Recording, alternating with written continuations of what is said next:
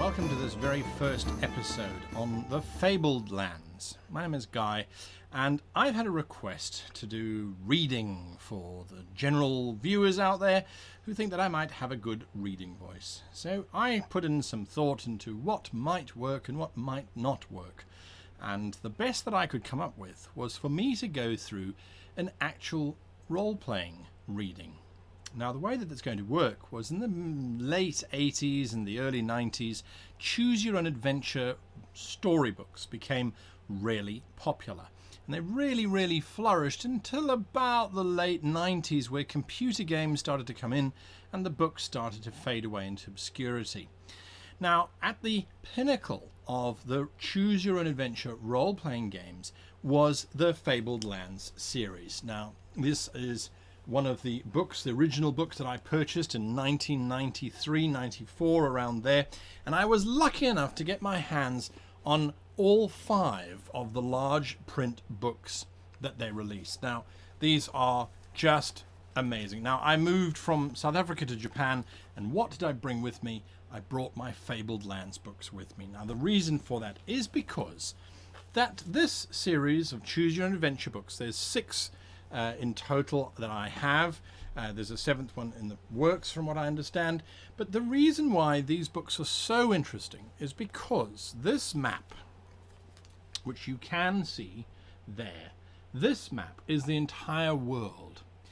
And each book is a section of that map. And you can move from one book to another. When you leave the boundaries of this book, it will give you the entry in this book as to where you should go. And you can continue adventuring in this book.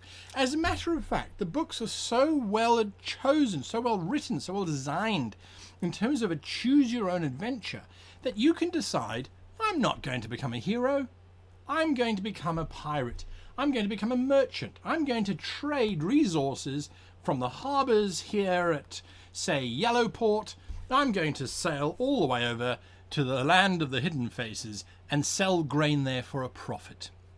Not content with this, just that, the authors, these 2 remarkable men, Dave Morris and Jamie Thomson, whom I might add, when I ambushed on Facebook the other day to ask permission to do this, were the kindest and nicest people possible, obviously saying, yes, go ahead.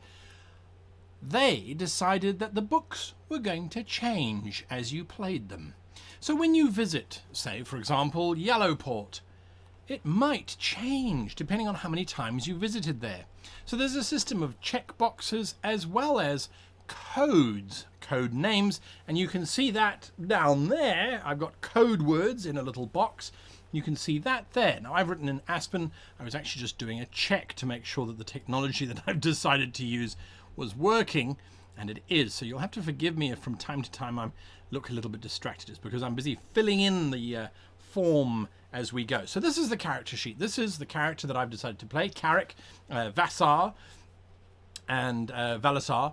And Carrick Valasar is an individual who is a troubadour. He is a minstrel. He wanders the world gathering stories to tell and to share. At least that's his goal, is to become the most well-known troubadour that there possibly is. The way that the game works is, of course, there's the rules in the front of the book, which I'm not going to bore you with, but they're all there. And slowly, Carrick will go up in rank. His defense will improve. He might gather some more possessions. His skills and his abilities, which you can see there. Oh, sorry, I'm trying to work out where to look at. So you've got his charisma, his combat, his magic, his sanctity, his thieving, and, of course, his scouting abilities. Those are all of his statistics there. At the moment, because this is book 1, he's level 1, and he may advance in rank throughout this book, by the way. But at the moment, his highest score possible was 6, and his lowest was 1. So he's not doing too badly on that. He's got 9 stamina points, which is his health system, and during combat that can go down. Now, combat is going to involve me rolling 2d6 and then adding my combat score of 3 to determine my total attack. That then is I'm doing a horrible job here. The total attack value is then subtracted from the opponent's defense. or their defense is subtracted from my total combat attack roll.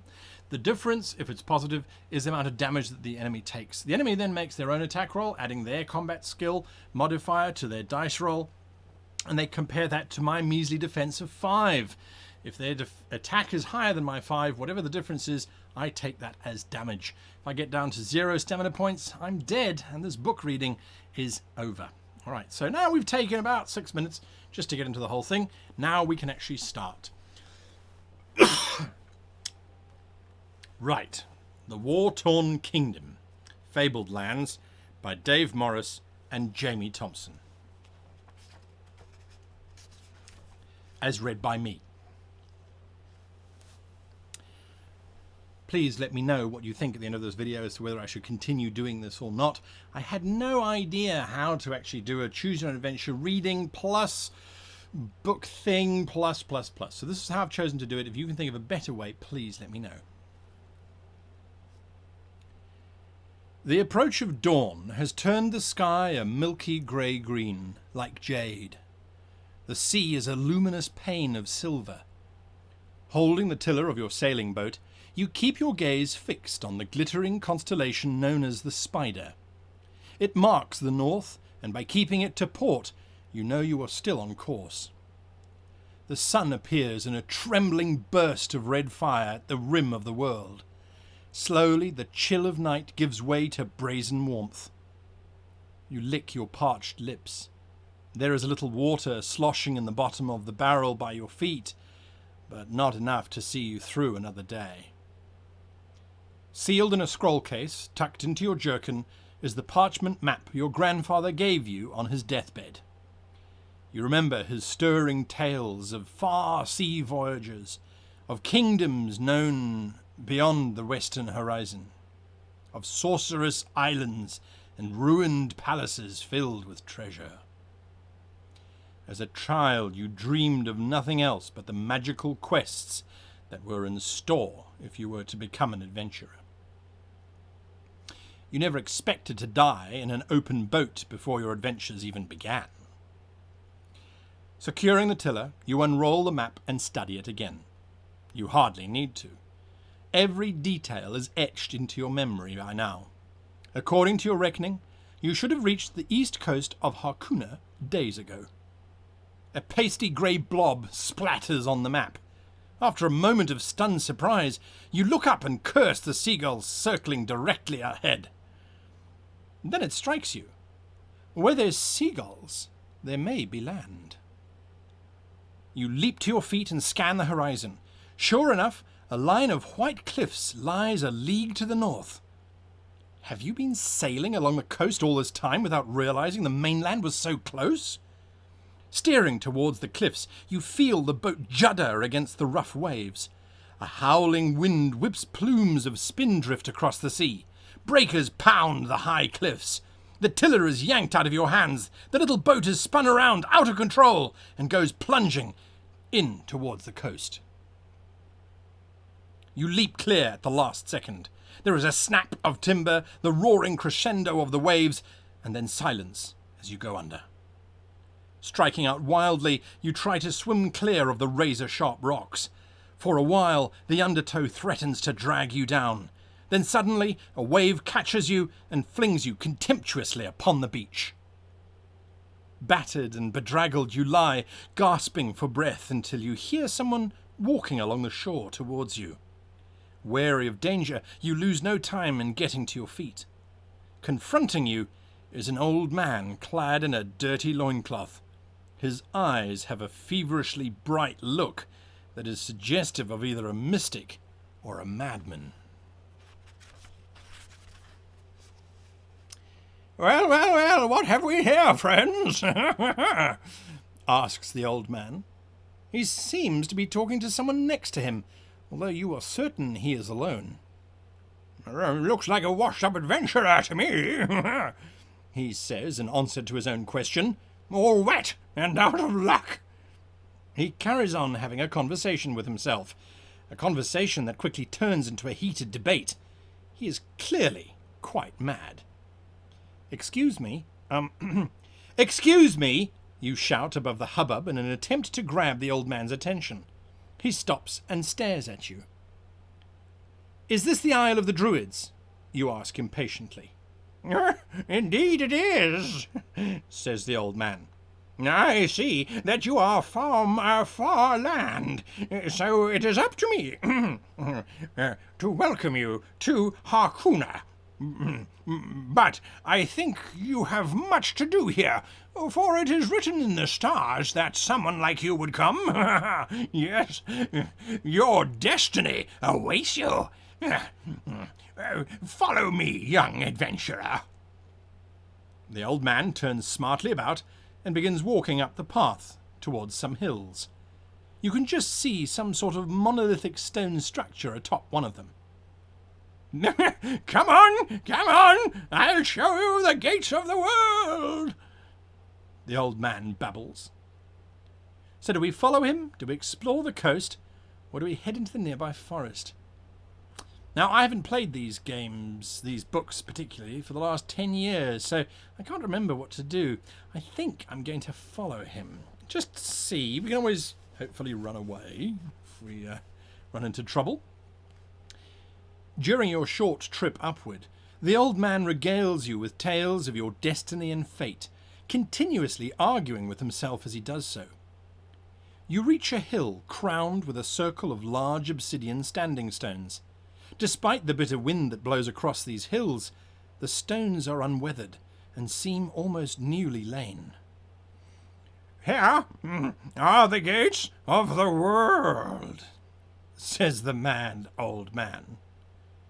The stones are laid in such a way that they form 3 archways, each carven with mystic symbols and runes of power.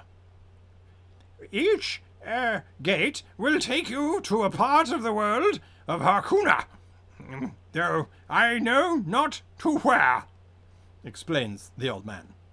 Abruptly, he turns around and sets off down the hill, babbling to himself. His voice fades as he descends the hill, leaving you alone with the brooding stones and the howling wind.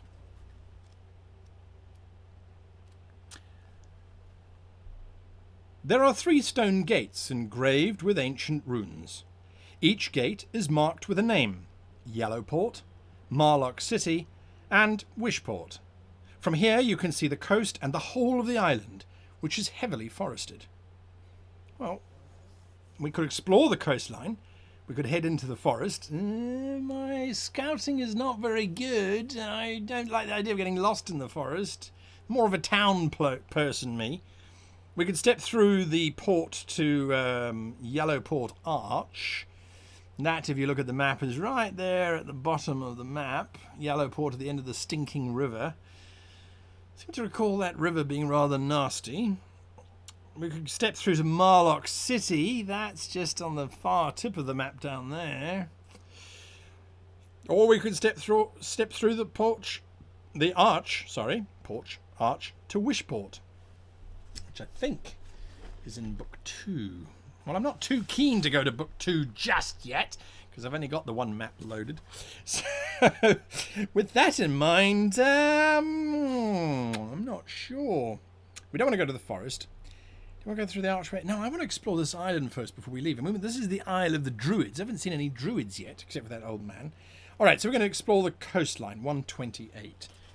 Remember that, 128. That's the only problem with these Choose Your Own Adventure books. You forget. I keep my finger in place, right? You make your way around the coast. The interior of the island appears to be heavily forested. After a while, however, you come to a bay in which a couple of ships are anchored. A small settlement nestles on the beach, and you make your way towards it. Knew we'd find something.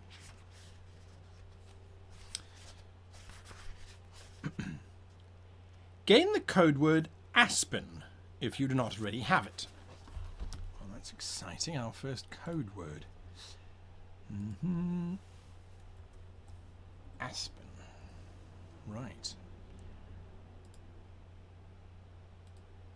Good.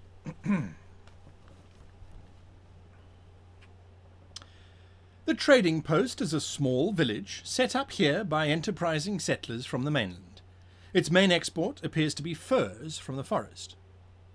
The mayor, a fat, genial fellow who greets you personally, insists that one day the trading port will be a thriving town. There is not a lot here yet, however. A small market, a quay, the settlers' houses, and a shrine to Lacuna the Huntress, goddess of nature. We could visit the shrine, go to the market, but we've only got 16 shards, which is not a lot of money, nothing much to buy. We go to the quayside, perhaps get a ship over to Yellowport, but if we're going to use those standing stones, well, I don't see we should pay for it. Visit the Green Man Inn, not injured, although typically could get a mission there maybe, I don't know, maybe. Climb the hill that overlooks the town, well we know what's at the top of that hill, or we can go inland into that forest, and I am not going into that forest. I'm not a scout, I'm sorry, I just won't go. So, I think we should go to the Shrine of Lacuna first. She's goddess of nature, and yes, I know I said I'm not nature-based, but it doesn't hurt, does it? Might be a song or something, you know, the lady and her fig, who knows. 544. 544, right, here we go. The shrine is set in a wooded grove. Birds twitter in the trees, and a deer darts away into the forest at your approach. A priestess is tending a low altar, where food and drink has been laid out in honour of Lacuna, the goddess of the wilderness. She is the patron of hunters, trappers, woodsmen, and all those who seek oneness with nature. We could become an initiate of Lacuna. We could renounce the worship of Lacuna. Well, we don't worship her just yet. Our god box is empty. We could seek a blessing. Yeah, maybe. Talk to the priestess. Or leave the temple. I think we're going to have a chat with this birchbird. 471. If you have the code word animal, turn to that page. We don't have the code word animal. If not, read on. The priestess, dressed in silken robes and wearing a wreath of oak leaves, says, I have need of an adventurer like yourself. For arcane reasons involving the secret mysteries of Lacuna, I need the tusk of a boar. A were-boar, in fact. Ha! I believe they can be found in the Forest of the Forsaken, in northern Golnir. Hunt down a were-boar, and bring me a boar's tusk. In return, I will teach you how to be a better scout. If we accept the mission, we get the code word animal. Go boar hunting in the Forest of Golnir, which is in Book 2. Yeah, well, it sounds like a bit of a quest. All right. I accept. I will hunt down this were-boar for you, and we shall gain the code word animal. Right, give me a second here to do some maintenance as we just quickly go in here, gain the code word animal, and hunt were-boar Forest of Forsaken. Right. Hopefully you or I, actually let's just do that, will remember that and remember to go and do it. Oops, that's too small. Let's do, can you read that? Can you read that? Yes, you can. Okay, good. Right, great. Again, if you can think of a better way of doing it, let me know. And I must just do that. All right, I will get better at this.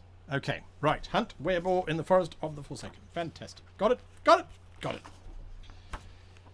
I knew there was a quest here somewhere. Right. Gain the code word animal.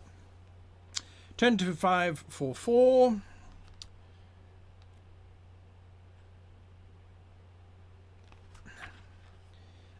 Right. So do we want to become an initiate of Lacuna? I think since we're on a quest for them, it might make sense. How cheap are they? That's the question. Because they cost money, usually. Becoming an initiate of Lacuna gives you the benefit of paying less for blessings and other services the temple can offer. It costs 30 shards to become an initiate. I mean, what do you get? Is there like a health plan? If You cannot do this if you are already an initiate of another temple, and if you choose to become an initiate, write Lacuna in the God box on your adventure sheet, and remember to cross off the 30 shards. Once you're finished, turn back to 544. Well, we don't really have the money yet. That tusk and that sort of thing might come in handy. All right, well, we're done with the temple, so we're going to go back to the little trading post where we've got some decisions to make. We could go to the inn, the Green Man Inn, but I suspect that's just for sleeping. Market, well, we've got no cash. Quayside, no cash to book passage on board. Go into the forest, no. So that means we got to climb the hill that overlooks the town. Page 11. A narrow path leads up the hill, the top of which is crowned with a circle of large obsidian standing stones, hewn from solid rock. Despite the bitter wind that blows across these hills, the stones are unweathered and seem but newly lain. They form 3 archways, each carved with mystic symbols and runes of power. Turn to page 65. Okay, so these are the stones that we have been to. So the question is, Yellowport, Marlock City, or Wishport? Well, if we want to go hunting this werebore, we need to go to Wishport, which is in book 2, which we can do, I suppose. What do you think we should do? Well, what I think I should do is ask you to tell me where to go.